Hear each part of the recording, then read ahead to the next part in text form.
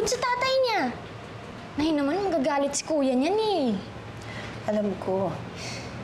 Kaya nga gusto ko sanang bawiin na nga si Munding doon sa din na yun. Kaya lang, binantaan pa ako. Carla, kaya ako sinasabi ito, ha?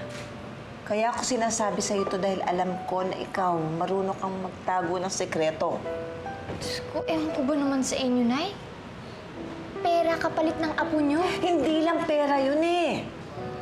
Nagalit ako kay Melanie kanina. Yun, kasi pinamukhaan ako eh. So kaya gumanti kayo. Parang tanga tuloy sa paghahanap sina Kuya Eman. Ngayon naman, sana kay Kuya Eman sinabi niyo. Ano ako, Hilo? Sasabihin ko sa kuya mo para ipahama ko ang sarili ko? Hindi ko kayang maintindihan, Nay. Bakit pa gusto niyo sirain yung pamilya ni Kuya Eman?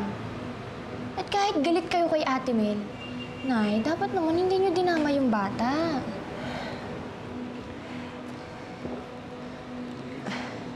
Pwede ba tumigil ka na nga dyan, Carla?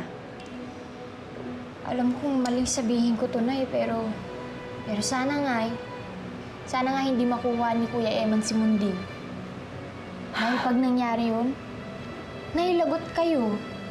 Tapos pag nagkabukingan na nalaman na nakay din si Munding, tsak kayo ay tuturo ni Dina kasabwat. Alam ko yon. At hindi naman ako tanga. Kaya hindi ako aamin.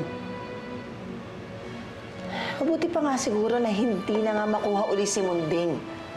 Dahil alam ko naman na mas magiging mabuti ang buhay ng bata dun sa totoong ama niya.